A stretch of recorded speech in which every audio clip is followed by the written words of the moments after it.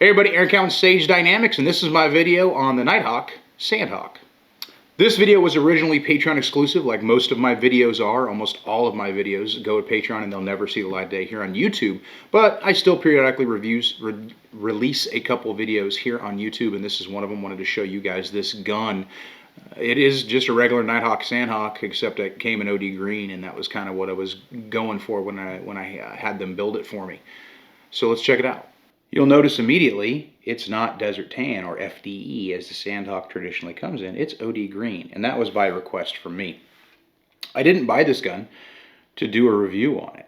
I bought it because I liked it. I liked the lines. I liked the aesthetics. I have previous experience with Nighthawk. I know how to make a quality firearm, and I wanted one in green. And I was lucky enough to, I don't want to say have a little pull, but I know I have a personal relationship with some of the guys at Nighthawk, so I was able to make that happen. And honestly, it's not a big deal. If you're willing to pay, you're going to do the same thing for you. It's just a different color of Cerakote, so it's not like some kind of special treatment necessarily, but it is outside of what the Sandhawk traditionally comes in, which is a, like I said, Desert Tan or an FDE, depending on your argumentative definitions of those colors. What are you getting with the Sandhawk? Well, you're getting a TRS comp and the Sandhawk styling. Different forward serrations, slightly different rear serrations. Grip modules can be different. You can add options to these guns, obviously. One of the options, of course, that you have to add, me being a left-handed shooter, is an ambi safety. That's not default from Nighthawk. That's something that you have to ask for.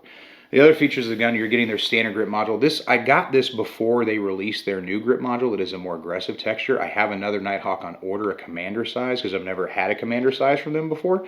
And I'm getting it with that aggressive grip texture. So, of course, once that gun comes in, it could be 3 months, could be 6 months. I'll, of course, let you guys know, give you guys a video on that as well. It has the iOS system, which is now offered for the Aimpoint Acro. And I got myself an Aimpoint Acro in OD Green for the specific purposes of it matches, and I like that. The cool thing about this is, even though I was going to do the 2,000 round review, because the iOS plate system for me is a known quantity because of my Firehawk, I don't have to drop this thing, and I feel pretty good about that. Even though, as you guys know, I'm not shy about dropping expensive guns for the sake of testing and reviews. I didn't necessarily want to drop this one because I didn't buy it necessarily to do a review on it. I bought it because I wanted it, but I figured give the Patreons, give the people what they want, and do a full video on it. So I put it through the 2,000 round review process minus, of course, a drop test, because I don't have to drop it, because if you want to look on the YouTube channel, there's a video on the Nighthawk Firehawk iOS optic system, same basic layout, same everything, really. And I dropped that one plenty. This gun is very similar to the Firehawk, and that's going to be the first thing that people notice.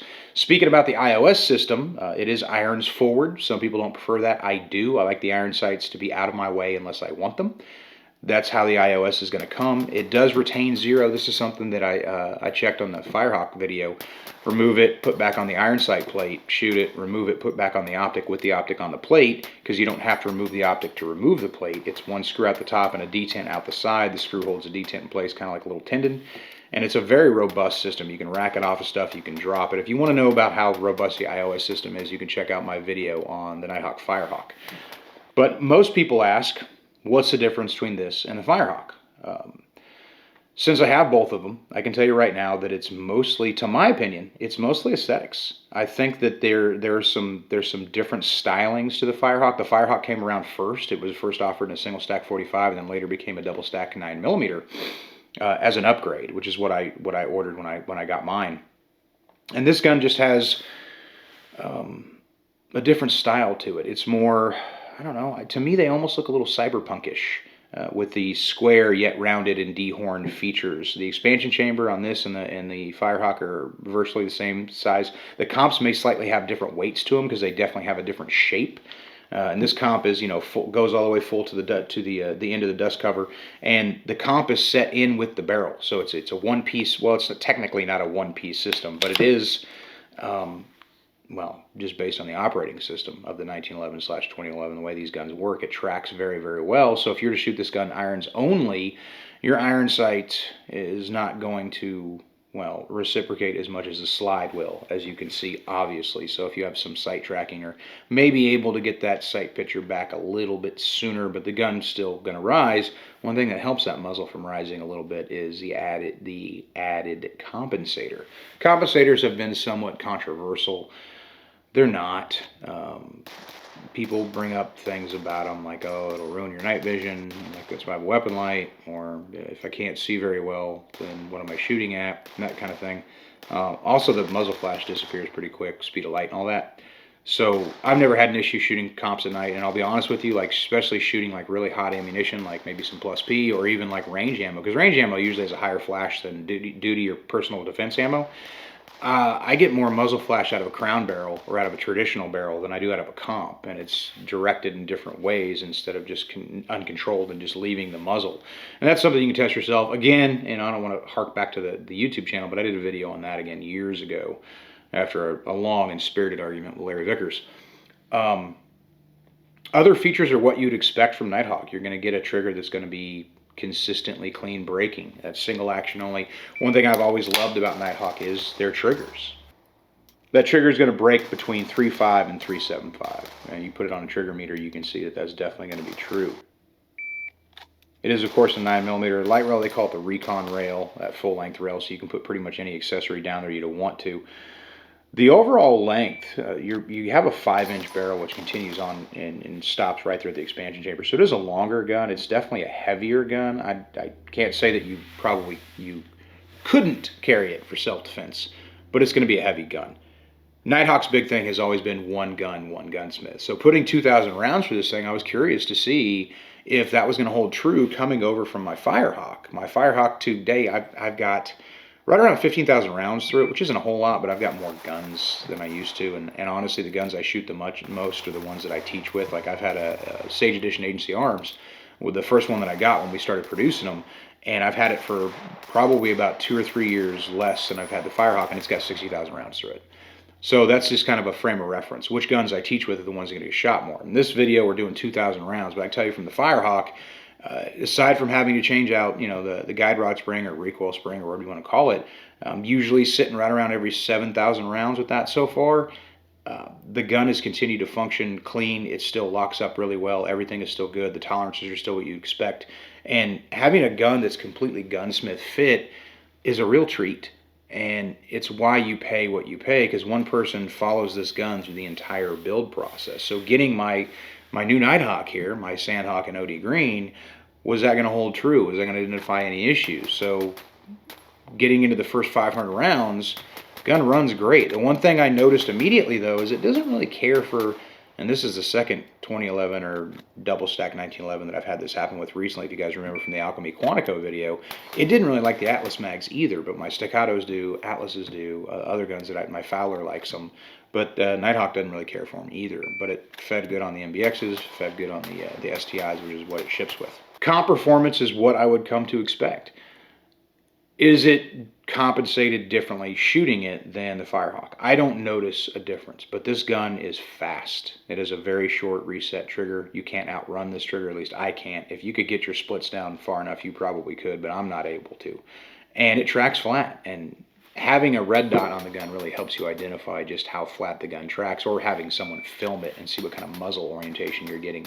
So the overall weight of the gun, of course, is going to aid in felt recoil. Your grip technique is going to aid in recoil management, your trigger technique, and all these other factors that go into it. But having that compensator there is going to get me my muzzle back a little bit faster. It's still going to rise the same degree, but I've got reverse pressure or backwards pressure or compensated pressure assisting me with the muzzle not necessarily rising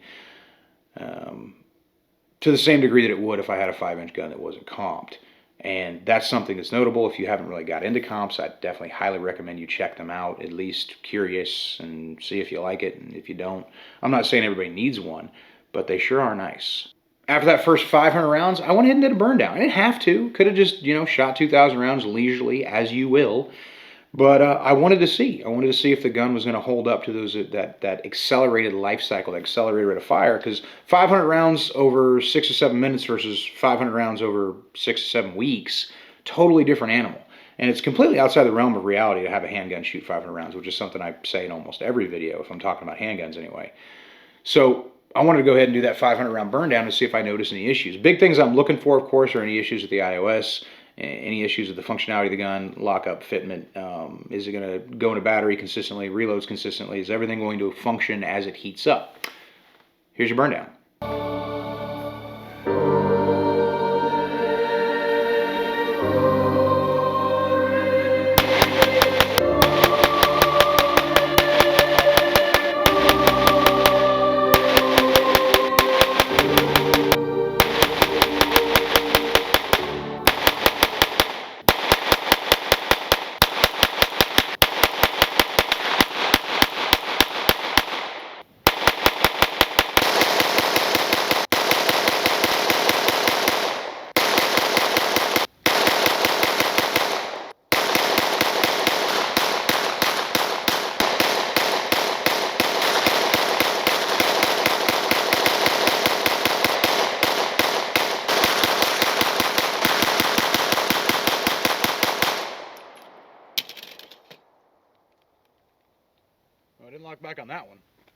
No issues whatsoever in the 500 rounds. Didn't have any malfunctions. I did have a couple, like I said, the Atlas mags, and it seems to be only the bigger ones, the 28 rounders, that give me the most trouble. Some of the 20 rounders do too, but it's mostly those longer, the 28 rounders.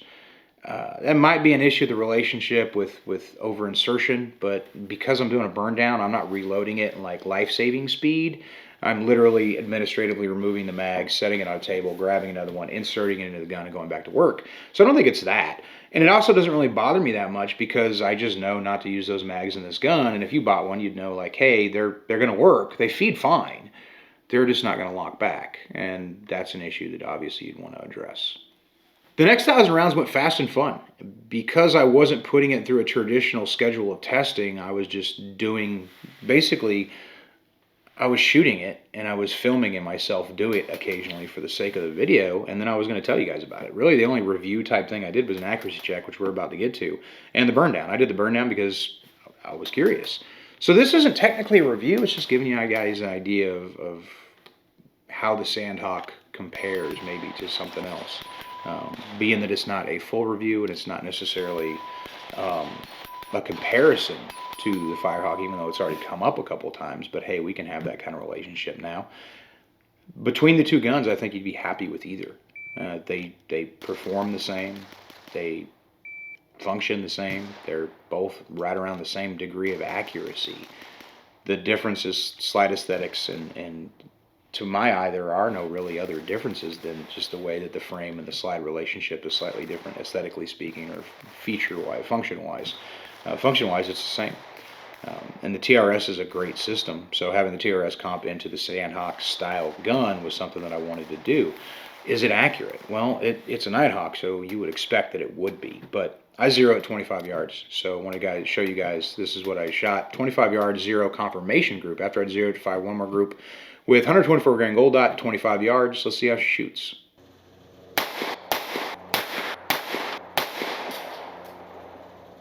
That is about what you should expect from a gun that costs this much. Getting into this gun, you're looking at over $5,000. So it's not for everyone. I totally understand that. This was,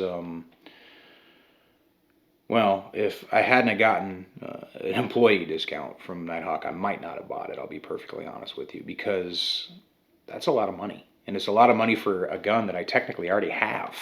I have the Firehawk. I'm keeping it, though, because it's OD green. Now, I may have gone, you know, if it'd come in like, you know, blued or Cerakote black or sand colored like the Sandhawk does, 6 months down the road, I may open the safe and been like, you know what, I don't shoot that thing enough, I'm going to get rid of it, which happens to me all the time. I audit my safes constantly and I get rid of stuff that I don't use. But no, because this thing's OD green, I kind of have to keep it. I got the matching acro, I went through all that trouble, so I'm going to go ahead and hold on to this gun and continue to use it. And any class that I'm going to teach that requires a 2011, I'm probably going to bring this thing along for sure. Is it the best that I own? That's subjective. It's definitely a really good gun, and as I said, I'm already going to be keeping it. It's worth the money, but you are paying for that artisan relationship, that craftsman relationship of one gunsmith working your gun all the way through the final build process. And it's really neat that they do that, but it does make the gun a little bit more prohibitively expensive for some people because all the parts are hand fit. And you're buying a Ferrari or a Lamborghini in that regard, or Rolls Royce, really. There aren't any real machine type work that is done on this gun that isn't personally overseen, manually done, and the gunsmith is completely involved versus just turning on a machine, let the CNC run its program, and then call it a day. I love these things. I really do. I love this gun. I love the Firehawk. Definitely keeping them both. But it's not for everybody. Definitely true there. Though I will say this, if you could afford one, get one. And there you have it. Like I said in previous videos I put up in recent history, almost all Sage Dynamics content is now on Patreon. So if you want to see videos that you're never going to see here on YouTube, be involved in a closer knit, more involved conversation about various topics and get more one-on-one interaction, especially on practice and learning things, not just reviews, you can head over to patreon.com/Sage Dynamics and become a supporter. Otherwise, you still will get the occasional YouTube video, but everybody over there gets it first, and of course, not every video, most videos are never going to make it to YouTube. Till next time, everybody, Aaron Cowan, Sage Dynamics, train accordingly.